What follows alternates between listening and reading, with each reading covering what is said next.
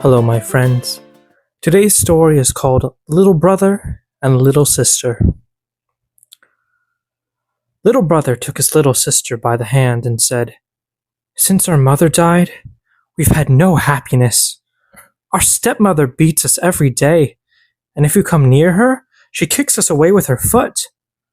Our meals are the hard crusts of bread that are left over, and the little dog under the table is better off, for she often throws it a nice bit. May heaven pity us. If our mother only knew.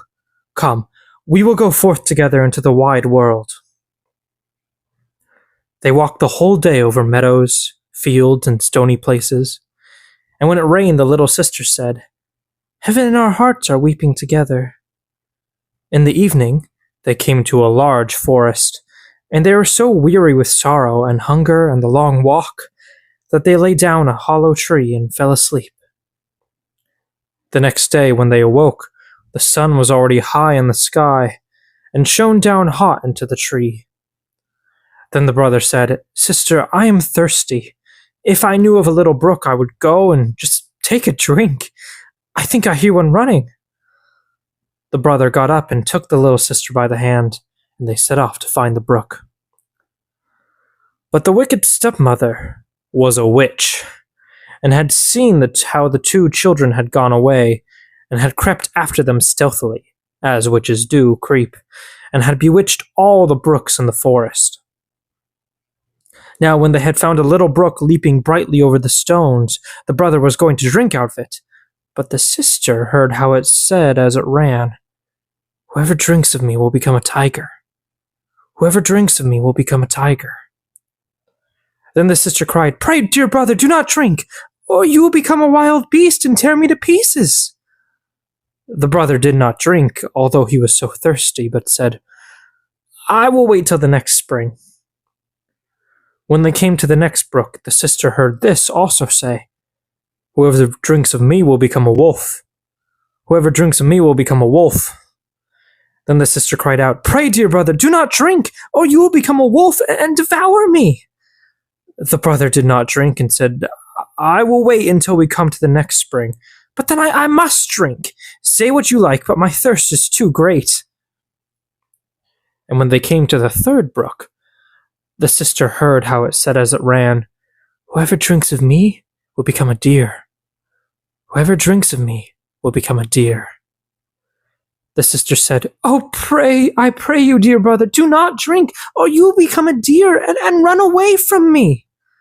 But the brother had knelt down at once by the brook, and had bent down and drunk some of the water, and as soon as the first drops touched his lips, he lay there a young deer. And now the sister wept over her poor bewitched brother, and the little deer wept also and sat sorrowfully near her.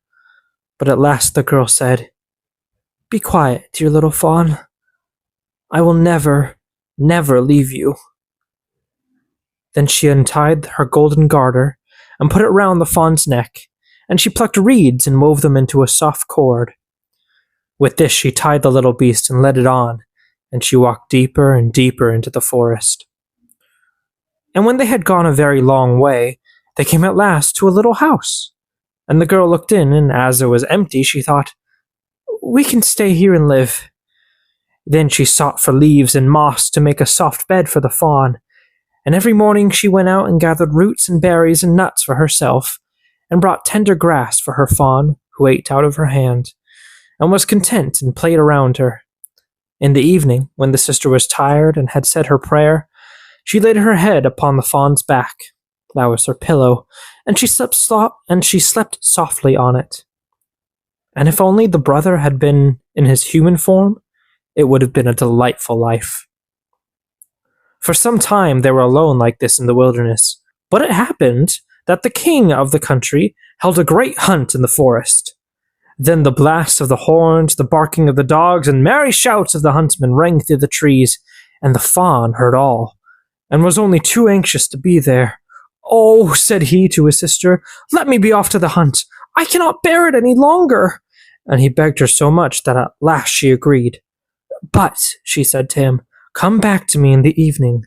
I must shut the door for fear of the rough huntsman, so knock and say, "My little sister, let me in, that I may know you, and if you do not say that, I shall not open the door." Then the young fawn sprang away, so happy was he, and so merry in the open air. The king and the huntsman saw the pretty creature, and started after him, but they could not catch him, and when they thought they surely had him, away he sprang through the bushes and could not be seen. When it was dark, he ran to the cottage, knocked, and said, "My little sister, let me in." Then the door was opened for him, and he jumped in and rested himself the whole night through upon his soft bed. The next day the hunt went on afresh, and when the fawn again heard the bugle horn and the ho-ho of the huntsman, he had no peace, but said, "Sister, let me out, I must be off." His sister opened the door for him and said, "But you must be here again in the evening, and say your password." When the king and his huntsmen again saw the young fawn with the golden collar, they all chased him, but he was too quick and nimble for them. This went on for the whole day, but at last by the evening the huntsmen had surrounded him, and one of them wounded him a little in the foot, so that he limped and ran slowly. Then a hunter crept after him to the cottage and heard how he said, "My little sister, let me in," and saw that the door was opened for him, and was shut at once. The hunter took notice of it all, and went to the king and told him all what he had seen and heard. Then the king said, "Tomorrow we will hunt once more." The little sister, however, was dreadfully frightened when she saw that her fawn was hurt. She washed the blood off him, laid herbs on the wound, and said, "Go to bed, dear fawn, that you may get well again." But the wound was so slight that the fawn next morning did not feel it any more, and when he again heard the sport outside, he said, "I cannot bear, I must be there. They shall not find it so easy to catch me." The sister cried and said, "This time they will kill you, and here I am alone in the forest and forsaken by all the world. I will not let you out." "Then you will have me die of grief," answered the fawn. "When I hear the bugle horns, I feel as I must jump out of my skin." Then the sister could not do otherwise but open the door for him with a heavy heart, and the fawn, full of health and joy, bounded into the forest. When the king saw him, he said to his huntsman, "Now chase him all day till long nightfall, but take care that no one does him any harm." As soon as the sun had set, the king said to the hunter, "Now come and show me the cottage in the wood." And when he was at the door, he knocked and called out, "Dear little sister, let me in." Then the door opened, and the king walked in, and there stood a maiden more lovely than any he had ever seen. The maiden was frightened when she saw not her little fawn, but a man come in who wore a golden crown upon his head. But the king looked kindly at her, stretched out his hand, and said, "Will you go with me to my palace and be my dear wife?" "Yes, indeed," answered the maiden. "But the little fawn must go with me. I cannot leave him." The king said, "It shall stay with you as long as you live, and shall want nothing." Just then he came running in, and the sister again tied the cord of reeds, took it in her own hand, and went away with the king from the cottage. The king took the lovely maiden upon his horse and carried her to his palace, where the wedding was held with great pomp. She was now the queen, and they lived for a long time happily together. The fawn was tended and cherished, and ran about in the palace garden.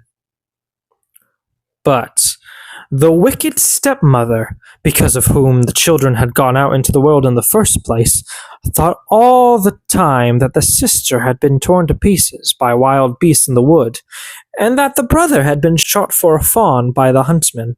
Now when she had heard that they were so happy and so well off, envy and hatred rose in her heart and left her no peace, and she thought of nothing but how she could bring them again to misfortune. Her own daughter, who was as ugly as night, and had only one eye, grumbled at her and said, "A queen! That ought to have been my luck!" "Never mind," answered the old woman, and comforted her by saying, "When the time comes, I shall be ready." As time went on, the queen delivered a pretty little boy, and it happened when the king was out hunting, the old witch took the form of a chambermaid, went into the room where the queen lay, and said to her, "Come, the bath is ready. It will do you good and give you fresh strength. Make haste before it gets cold." The daughter also was close by, so they carried the weakly queen into the bathroom and put her into the bath.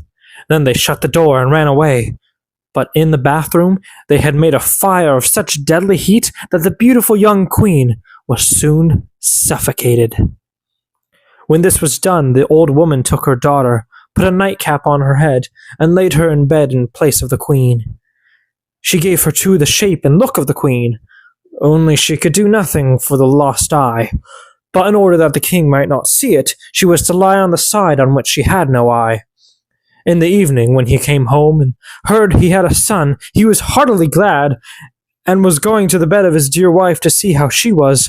But the old woman quickly called out, "For your life, leave the curtains closed. The queen ought not to see the light yet, and must have rest." The king went away, and did not find out that a false queen was lying in the bed. But at midnight, when all slept, the nurse, who was sitting in the nursery by the cradle, and who was the only person awake, saw the door open, and the true queen walk in. The queen took the child out of the cradle, laid it on her arm, and suckled it. Then she shook up its pillow, laid the child down again, and covered it with the little quilt. And she did not forget the fawn, but went into the corner where it lay and stroked its back. Then she went quite silently out the door again. The next morning, the nurse asked the guards whether anyone had come into the palace during the night, but they answered, "No, we have seen no one." She came thus many nights, and never spoke a word. The nurse always saw her, but she did not dare tell anyone about it. When some time had passed in this manner, the queen began to speak in the night, and said, "How fares my child? How fares my fawn? Twice shall I come, then never more." The nurse did not answer, but when the queen had gone again, went to the king and told him all. The king said, "Ah, heavens, what is this? Tomorrow night I will watch by the child." In the evening he went into the nursery, and at midnight the queen again appeared and said, "How fares my child? How fares my fawn? Once will I come, then never more." And she nursed the child as she did before she disappeared. The king dared not speak to her, but on the next night he watched again. Then she said, "How fares my child? How fares my fawn? This time I come, then never more." Then the king could not restrain himself. He sprang toward her and said, "You can be none other than my dear wife." She answered, "Yes, I am your dear wife." And at the same moment she received life again, and by God's grace became fresh, rosy, and full of health. Then she told the king the evil deed which the wicked witch and her daughter had been guilty of toward her. The king ordered both to be led before the judge, and judgment was delivered against them. The daughter was to be taken into the forest, where she was torn to pieces by wild beasts, but the witch was cast into the fire and miserably burnt. And as soon as she was burnt, the fawn changed his shape and received his human form again. So the sister and the brother lived happily together all their lives. The end. Thank you for listening to Maybe the Real Magic. If you enjoy stories like this, please consider liking and subscribing to the channel so you can get new fairy tales like this every week. Thank you again, and remember, maybe the real magic is literally just magic.